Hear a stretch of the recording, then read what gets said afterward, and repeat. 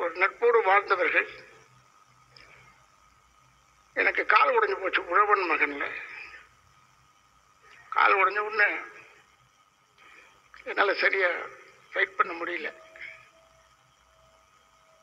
அப்போ நின்றுட்டே செஞ்சு முடிச்சு கொடுத்துடலான்னு சொல்லி கிளைமேக்ஸ் போயிட்டாரு.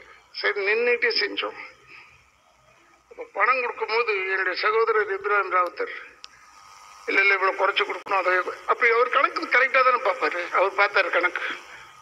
உடனே விஜயகாந்த் வந்து, ஏடா அவன் கால் உடஞ்சி வந்து நின்று செஞ்சு கொடுத்து வச்சுட்டான், போட கொடுறான், அந்த படம் என்ன கேட்குறானோ அதை கொடுத்து விடுறான். அந்த அளவுக்கு ஒரு தாய் உள்ளம் கொண்டவன் சகோதரர் விஜயகாந்த். என்ன பேசி என்ன பிரயோஜனம்? இனிமேல் கிடைப்பானா தெரியவில்லை. ஆனால் நம்மளோடு தான் வாழ்ந்து கொண்டு இருக்கிறான் என்று எனக்கு தெரியும். இப்போ வாழ்ந்துகிட்டு இருக்கான். அவனுக்கு குடும்பம்ன்றது ரெண்டாவது பட்சம்.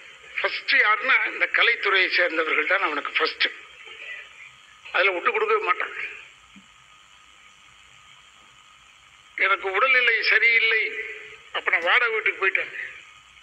திடீர்னு பார்த்தா உள்ள வரும்போதே ஒரு ஃபோர்ஸ், ஒரு காத்து, சிங்கம் வந்த மாதிரி இருக்கும். யார்? விஜயகாந்த் உள்ள வரப்புல அப்படி எல்லாரும் மறந்துட்டாங்க. அப்படி ஒரு ஃபோர்ஸ் அவனுக்கு சொல்லியிருக்காங்க. இப்போ 2-3 பேர் எங்களையும் திட்டிருக்கான், என்னையும் வாழையாரெல்லாம் திட்டிருக்கான். இவங்க தான் இருந்தா அதை கற்றுக் கொடுத்தாங்க, இதை கற்றுக் கொடுத்தாங்க. எதுவும் கற்றுக் கொடுக்க வேணாம், எல்லாருக்கும் எல்லாம் தெரியும். யாரும் எதுவும் யாருக்கும் கற்றுக் கொடுக்க வேணும்.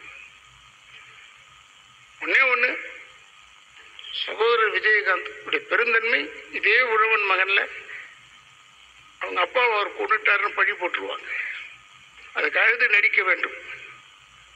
அதை வந்து என்னெல்லாம் ஓரங்கட்டி போய் கூப்பிட்டு போய் இப்படி செய்யலாமடா அப்படி செய்யலாமடா அப்படின்னு ஒரு சின்ன டிஸ்கஷன் வச்ச ஒரு ஹீரோ ஒரே ஆள் யாருன்னா விஜயகாந்த். வேற யாருமே கிடையாது.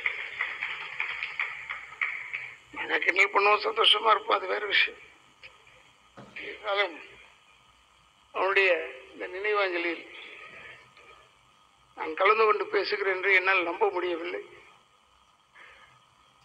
இருந்தாலும் அதை எடுத்து நடத்தி கொண்டிருக்கும் தென்னிந்திய நடிகர் சங்கத்துக்கு என் குடும்பத்தின் சார்பாக என்னுடைய வணக்கங்களை கூறி விடைபெறுகிறேன். அந்த ஆத்மா சாந்தி அடைய வேண்டும்.